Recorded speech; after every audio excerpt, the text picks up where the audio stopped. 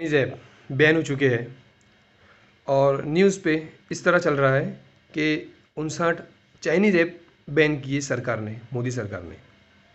पर आपको एक चीज़ बता दूं कि ये पहले जब सत्ता में नहीं थे तब ये बोलते थे कि चीन को लाल आँख दिखाओ, ये दिखाओ, वो दिखाओ। ये मोदी की स्टेटमेंट है और आज इन्होंने लाल आँख नहीं दिखाई।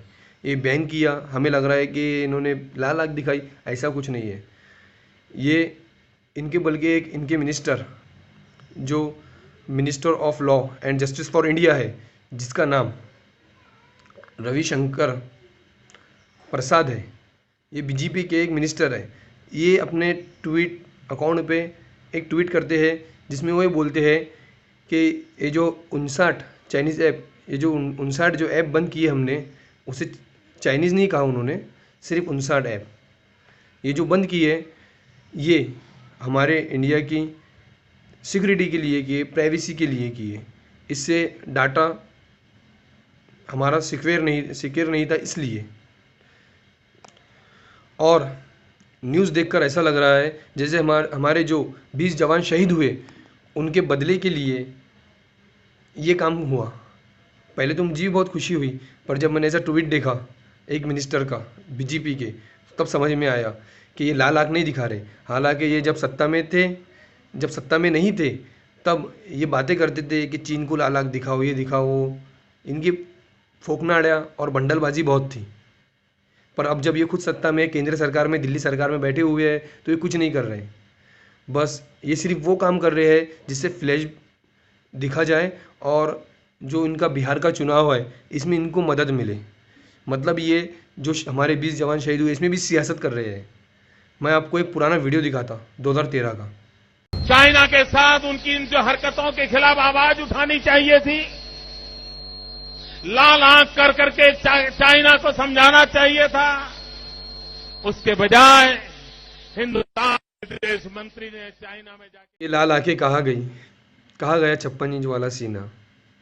हमारे जवान शहीद हो गए और अब आप अभी भी सियासत कर रहे हो। शर्म नहीं आती? अरे डूब मरो बीजेपी वालों। अगर अब भी आँख नहीं खोली तो पता नहीं ये शख्स हमें कहाँ लेके जाके मारेगा। हम भी सियासत कर लेंगे कभी ना कभी। मैं ये कह रहा हूँ कि अगर जब चाइना की हमें कमर तोड़ना ही है तो खुल के बोलो, ताकि उसे समझ में तो आए कि उसकी ये गलती की वजह से ये काम हुआ। ये तो ऐसा है कि हम कर रहे हैं और दिखा कुछ और रहे हैं, या फिर वही वजह से अगर कर रहे होंगे जो चीज़ हम दिखा रहे हैं इन्हें, तो फिर क्या फ़ायदा? हमारे जो 20 जवान शहीद हुए उनका क्या? अगर ऐसा ही जवानों पे अगर कोई सियासत करे, अपनी राजनीति चलाए, तो ऐसे राजनीतियों को लात मार के कुर्सी से हटाना चाहिए। ये हमारा काम है, जनता का काम है। राजनीति करो, हर चीज़ पे करो, चलो ठीक है, पर अगर देश पे बात आ जाए तब भी अगर तुम राजनीति करो तो तुमसे बड़ा कमीना और हरामखोर कोई नहीं है। महाराष्ट्र के पालघर में एक हादसा होता है गलतफहमी की वजह से। तब विपक्ष नेता देवेंद्र फडणवीस बहुत बवाल करते हैं, उसके लिए लाइव आके बोलते हैं। वैसे ही योगी आदित्यनाथ, वो भी महाराष्ट्र के सीएम को फ़ोन करके उसको मुद्दे को उठाने की बात करते हैं। पर जब चाइना हमारे साथ जब ऐसा करता है, हमारे 20 जवान शहीद कर देता है, तब इनकी बोलती बंद हो जाती है। तब ये कुछ नहीं बोलते।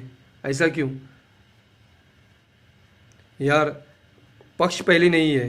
बीजेपी वालों जो बीजेपी को चाहते हैं उनके लिए कि पक्ष पहले नहीं, देश पहले है। हमें पहले देश का सोचना चाहिए, बाद में पक्ष का। पक्ष बड़ा नहीं होता, देश बड़ा होता है। आपको समझता नहीं क्या? ये